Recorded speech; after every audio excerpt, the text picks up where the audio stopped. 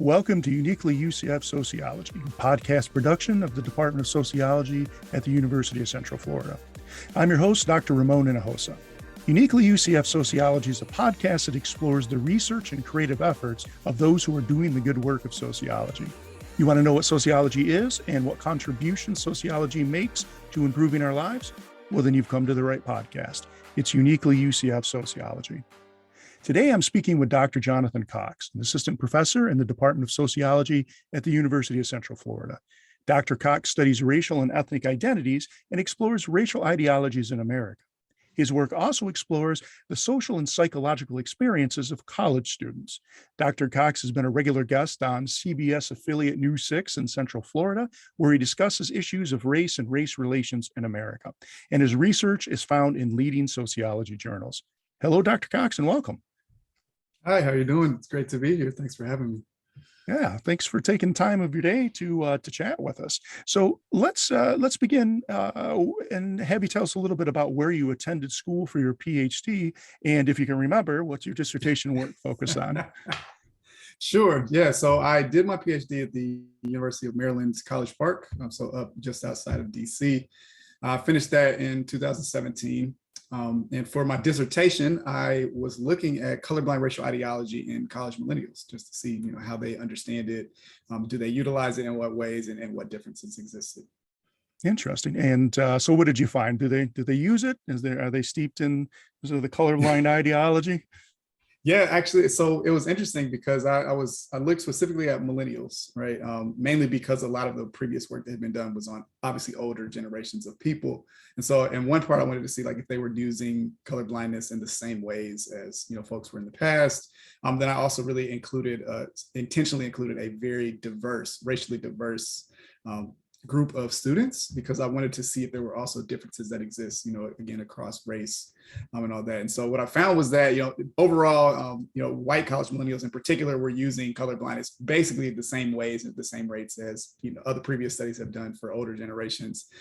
For the millennials of color, I found that they were also using color blindness, but in much more nuanced and contradictory ways than as compared to their white peers, and then far less often for certain things, right? So, they might talk about some form of structural or systemic racism that exists, or their everyday experiences with discrimination, but at the same time, then they might justify some things to say that it was outside of race, or race wasn't an issue.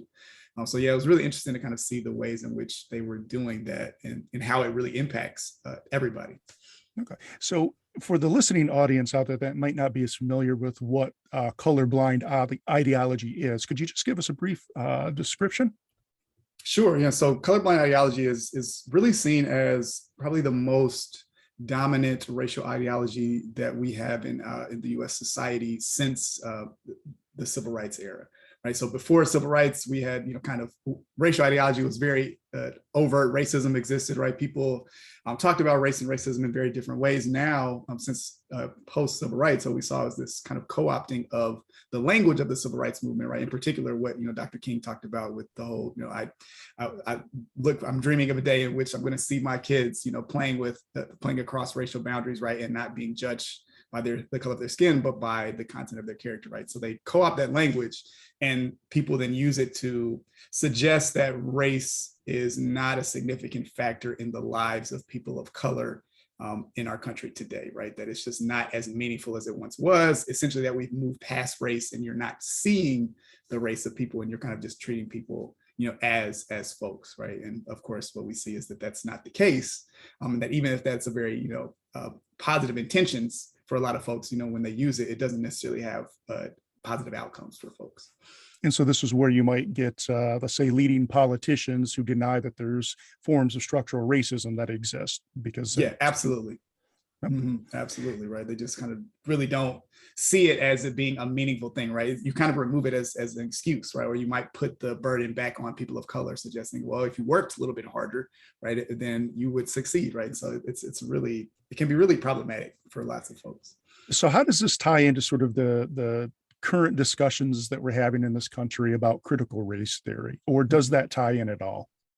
Sure. I mean, I think it does, right? So when you think about the fact that colorblindness really is our dominant racial ideology, right? That's the way that most people tend to view race and racism through. If they're viewing it through colorblindness, then that's going to have really significant impacts for then anything related to race, racism, difference, diversity, et cetera, right? So folks, again, if you're kind of undergirding belief is that race and racism don't matter or just don't matter as much as they used to, then why would it be necessary to utilize something like critical race theory? Why would it be necessary to have diversity inclusion training for different folks? Why would it be necessary to teach certain aspects of our history, right? Because it quote unquote doesn't matter. And so, yeah, that absolutely has a big factor. It plays a big role in terms of why some people are really pushing against some of the things like critical race theory now. Okay. So tell us about your research now and some of the things that you currently have going on. Sure. So I continue to study race and racism. I think that those are really meaningful, aspects of our society. And so, for me, it's really also about, studying it so that I can do something about it, right? To help end it or eradicate racism or significantly reduce the negative outcomes for folks. And so some of the more recent work that I've been doing has really been focusing in on diversity, beliefs, and processes, right? So how people understand diversity or the different aspects of things that tie into diversity and inclusion, and then how that then impacts, what they believe about what we should do, what we shouldn't do. Do they take action? Do they not take action? Right. And so I'm really just trying to understand how people see that and then what that does in their everyday lives, right? Both on college campuses and beyond, right? Corporate America, out in the world more broadly, right? Just really interested in how that works. And what's your research showing you right now? So one of the most recent articles that I published with a co-author, we looked at this, this idea of diversity beliefs and diversity processes. So what we did was actually extended, there was some previous research done that shows that lots of people, particularly white Americans in this country, support the principles of diversity, right? So they'll talk about how they agree with the idea of equal opportunity for all, right? But when it comes to supporting policies, right, that might actually change what's going on, right, change some of the outcomes that we see, the disparities that exist across racial lines and other forms of difference. People, particularly again, white Americans, tend to their support falls drastically, right? They don't support it. And so in our research, we look to extend that a little bit and to see, well, we know that there's this belief that isn't matched by the adherence to policies or support of policies, but what about in actual practices, right? And so we did a study to see if in the workplace, right, so in corporate America, if people had the opportunity to promote a Black man, right, so a racial minority, over a white candidate when we set them up to be essentially equal, right? We wanted to see if they would actually promote the Black man or not. And so what we found was that by and large, across the board and across race as well, in many cases, people didn't, right? They expressed a lot of support for the principles of diversity. They talked about how it was great for businesses and all these different cases for, why it would be a positive thing. But then when it came down to it, very few people actually ended up making the decision to promote the Black man instead of the white man, right? So we see that there's this, what we call a principle practice gap, right? So there's a big gap between what you say in principle and then what you're actually willing to do when you have the opportunity to create some change. Which is why I would assume that racism still remains fairly entrenched in many of our major institutions and organizations in the United States. And so, so would you say then it's an intersection between the individuals and the structure that encourages this sort of behavior, or where is this principal gap coming from? Sure. Yeah, and I think that's exactly a part of it, right? Is this idea that one, when people think about racism, right, and discrimination of any kind, we typically tend to think about the individual interactions that we have, right? Those one-on-one, conversations or things where people say something to somebody else, and those are of course very meaningful. But when we think about, what's happened in our country throughout history and what continues to happen now, the systems are really important, right? The structures and processes that are in place that continue to exacerbate or perpetuate inequalities and disparities, regardless of whether or not individuals are engaging in this behavior, right? And so there's this big disconnect often between the processes where we could maybe do some things to change stuff and then the individual actions that people take And again, people tend to put it on the individual actions, but then, like I said, with the research that we've done and that other people do, there still is this miss interpersonally, right? When it comes down to making the decision yourself, a lot of folks still, have trouble doing so. That's fascinating research. And so, what would you do with something like this? So, you collect your findings, you analyze the data, get a sense of what's happening. What do you do to make change that will meaningfully impact people's lives? Sure. And I think that's like the crux of all this, right? Is there's a lot of research that goes out about how these things work, but then there's a big question of in terms of like what do we end up doing, right? And so a part of that is why it's so important that we continue to have the opportunity to do things like trainings or just the sessions and things with folks so that people are made aware of this. Often, folks simply aren't aware that they have maybe some type of a bias against people, right? Or that they are acting in certain ways that are contradictory to some of the beliefs that they espouse. And so a big part of this is awareness. A big part of this also is then changing structures and systems within, organizations or beyond to really help to set up a structure such that regardless of the individual beliefs that people have, right, that structure is going to support the reduction of inequalities, right? It's going to set it up in such a way that, it maybe mitigates the individual beliefs that people have, again, often based on unknown biases that they may be possessing about certain groups of people, right? Because we're just all socialized in very specific ways with regards to race and identity in this country. So I know that you've been doing some appearances in the local media. And so for the listening audience out there who might be interested, what sorts of things do you do? What do you talk about? And how do you get on the show? So say somebody wanted to be a sociologist and follow in your footsteps, how would they do that? Sure.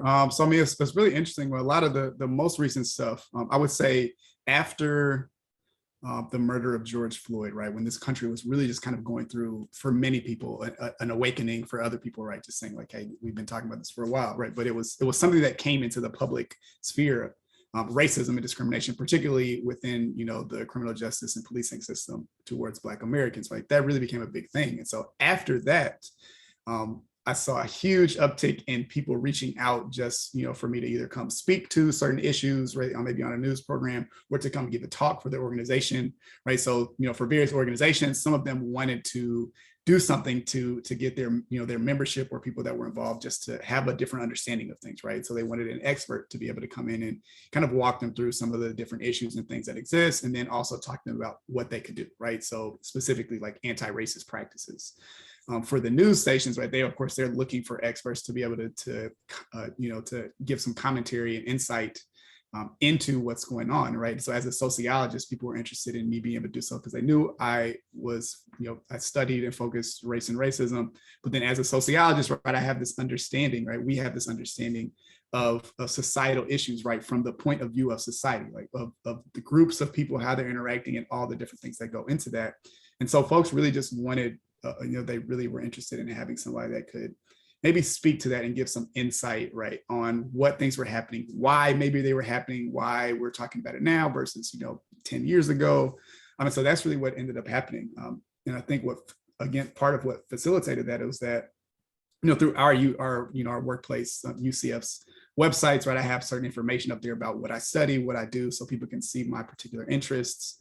I also have a website, that I've created, which I know a lot of people have websites at this point. And so it goes through like, what are the different things that I do? A lot of my research has papers and other things, video series that I create. And so, kind of putting yourself out there was another thing that really helped. And then once you do one or two, right, I think people kind of know that you're a person they can go to, and then you might start getting additional calls as well. So it's really just being prepared to answer those calls when they come. So we'll put, with your permission, we'll put the links to the website Sure. here below so that those who are interested can take a look at it, read your articles, watch some of the shows that you've done. And so for the students who are out there, or the potential students who want to come to UCF and study sociology, and particularly study with you, what can those students expect?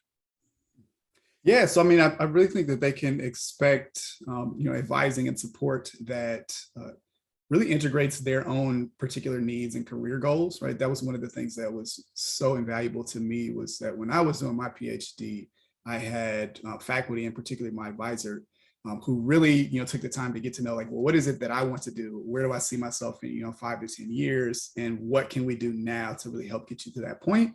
And then obviously, right, with regards to learning, sociology and learning those things, right, what are we going to do to make sure that you're diving into the subject areas you want to know? What are the gaps in the experiences and understanding that have with regards to sociology, research, et cetera? And so that we can get that, so that you're positioned to, I was positioned to do what I wanted to do afterwards. And so I really try to work with students now to those points. And so, to that end, also then opportunities to engage in research and writing, right? So if those are projects that I'm involved with, or collaborations that I'm involved with other people in the department. And then lastly, I would say hard work, right? I definitely try to make that very plain to folks, is that I'm going to be very caring. I'm going to be very, strategic with you in terms of what you want to do, but you should also expect to work hard, right? Like that's just something that we need, right? You got to put in the work, or else you're not going to get the outcomes that you want.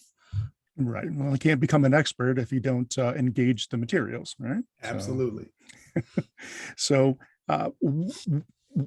what do the students that you have worked with actually go on to do? And so do they become faculty members? Do they go work at research centers? Do they do other things? Give us a sense of what that trajectory looks like. Yeah, and I think it runs the gamut, right? So I definitely have students who, who've left and kind of went on the traditional path from a PhD to a faculty member, right? So a faculty researcher, either at a teaching institution, so focusing more on the teaching, or at, a research intensive university. So they can kind of get their research off the ground and continue their own agendas with that. Have some people that have just went to work for, research groups or opportunities as well, right? So outside of academia, but still doing the research and really using that, the research aspect of the PhD. And some other people who have just gone back into, more practitioner or practice-based work, right? So they may be working as social workers, or they may be working with various organizations, around different communities, and kind of taking advantage of the knowledge that they gained in the PhD program, right, through understanding sociology and how that works more broadly, to then be able to apply that to ground level things, right? So, and that varies. There's so many different things, right? We just had a student who finished and graduated, who is a preacher, right? He's a practicing preacher. And so he's using that information not only to try to teach, in other spaces, but then also with the work that he's doing with his church, right? So we have it's a wide variety, which is one of the reasons why I love sociology, right? You can learn a lot of different things, but it's so open that you can then apply that very broadly to many aspects that you might want to do. Oh, that's fantastic. So what advice would you give for a student who's listening to this, or somebody who's listening to this now who thinks this is the path I want to go? So if you could give them some advice, what would you say?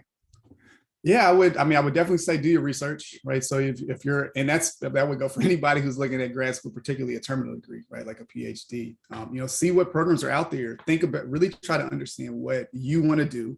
And obviously we know that could change over time, but you have to, start somewhere. So what is it that you have interest in? What would you like to do? Where could you see yourself?